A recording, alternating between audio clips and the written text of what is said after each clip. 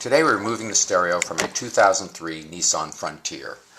Set the parking brake, place the key in the ignition and shift to a lower gear and disconnect the car battery.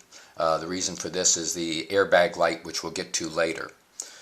With a pry bar, pry the panel that goes around the gear shift from the dash. All these clips will release as you go around the edges of this panel, and this panel will lift up and twist sideways up over the gear shift. Now with a Phillips screwdriver, just above the car stereo along the front edge of the panel around the car stereo are two Phillips screws, one on the right and one on the left. With the panel removed from around the gear shift, this exposes two screws at the bottom, one on the left and one on the right. This will allow you to pry up along both edges of the front panel, pulling this panel forward. Now the first connector we have here is at the airbag sensor. If you have the battery disconnected, it's okay to disconnect this one. Hook this one back up before you hook the battery back up. Otherwise, remove all the other connectors on this front panel and let it set to the side connected to the airbag sensor.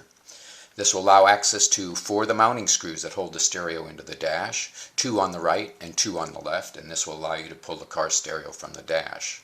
The antenna is a grasp and pull to release. The main 2 connectors have little triggers on them that need to be pinched down to release the lock to release them. As for aftermarket, there's several ways to go on this one. Purchase the aftermarket kit and the aftermarket wire harness to make this a simple installation. Depending on double DIN or single DIN will determine which kit you use.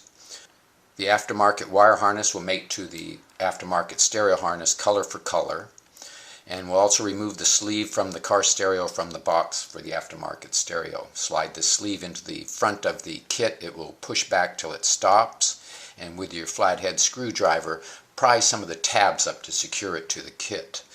Depending on the instructions on the kit, you may have other hardware involved with securing the stereo to the dash. Slide the car stereo back into the kit. It will lock into place.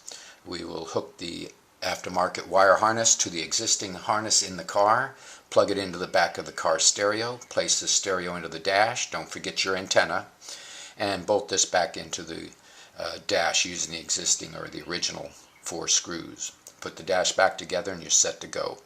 Please see our full library of removal guides at carstereohelp.com. Thank you for watching, and please subscribe.